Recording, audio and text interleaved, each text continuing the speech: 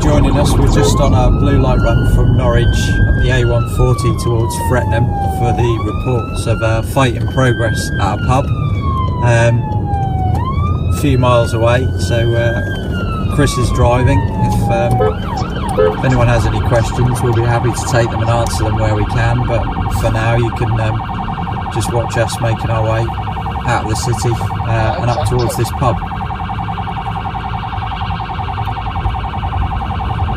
Yes, all the traffic cars have a stinger on board.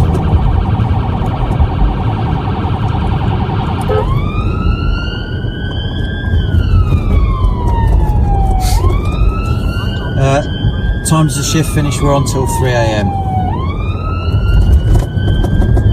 So we're just hearing updates that we've got one of our dog units en route to this, and there's a few units closer than us, so it might be that we get stood down while we're on the way.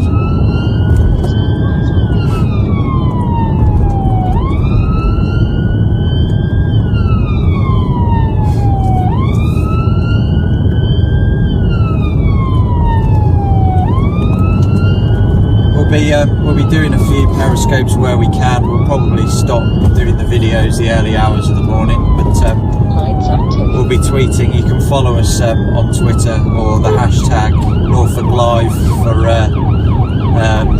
for updates on jobs across the county this evening until about 3 AM. We're driving a BMW 530 diesel, which is one of the roads policing cars.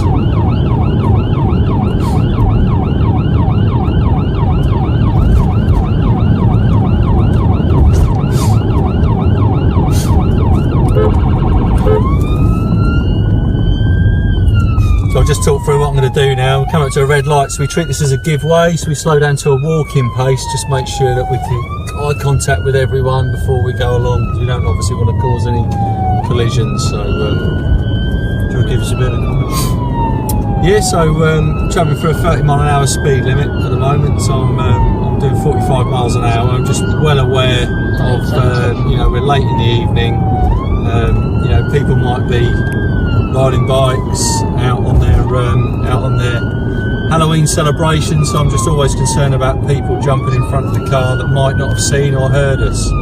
So when we come up to a hazard like we are now, I'm just going to slow down, let people sort themselves out, change the siren, not pressurise them into doing anything. Obviously thank them for this. So we're going to treat again this as a giveaway. It's a very, very busy junction here, so again it's just moving across in a safe manner, make sure that everyone has seen us before we then carry on. We obviously don't want to cause any collisions or don't want to be caught in a collision ourselves. Again, you can see there's a lot of pedestrians around tonight, so again it's just making sure that they've seen and heard us. Street lights, you can see a car just approaching the junction there, so I'm going to give him a little bit of full headlights just to make sure that you see me move into a position towards the centre of the road, just in case for whatever reason he pulls out. We've got green lights there, just checking again if there's any pedestrians there at that crossing. You might be able to see it's quite foggy as well. Temperature is 9 degrees, so just bearing that in mind as well could affect the handling of the vehicle. So we've got green lights coming up ahead, so the cars are braking, they're doing exactly what they're supposed to do, just slowly coming to a stop, pulling over on the near side of the road. So again, we're looking up ahead, we've got red traffic lights, so as I approach it, I'm going to change the siren, move into a defensive position, slow down to walking pace, and just keep checking the junction as I go across. Always think about the unexpected. We've got blue lights and sirens on, but that's not a given that everyone's seen us. Again, coming up to this one, I'm just going to change the sirens there, slow down to walking pace, and just crawl across this junction here. We can see the road ahead opens up quite nicely, so we can then obviously increase our speed. We've got a vehicle there on the near side. Just going to give them a little bit of headlights just to keep them there. Just a question, why do we change sirens at junctions, Chris? It's just to promote people. They, you know, sometimes if they've heard the siren coming off for a while, you know, they might not be in tune, but by changing it might just cause them to look round again. So it's just trying to keep people focusing and keep looking out for us. Again, we are trying to preempt that as well. Same as if you usually see two police cars travelling in convoy, they will always have two different sirens on, just in case people think I've heard one car and the same siren, but they'll always miss the second car, so the second car will always have a sort of a different siren tone on as such, really.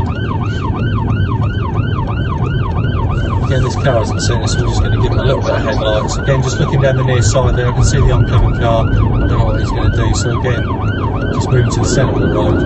Again, just thank them for their So someone's asked what's the first thing we'll do when we'll get on scene. So the report is of a group of people fighting at a pub.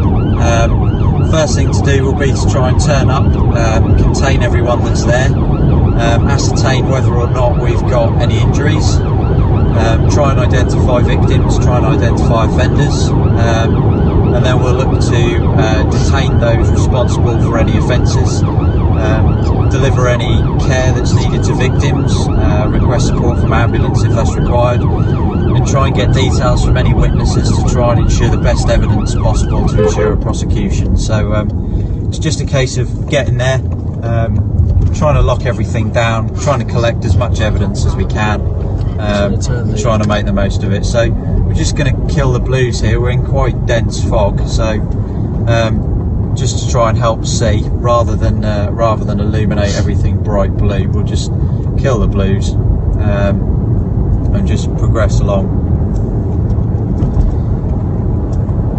So I think we're now coming up. We're not far from scene now, so we'll end the video now, and you can follow us, or you can follow the Norfolk Police Twitter account, and you'll be able to get an update as to how we get on. But for those of you that have joined us,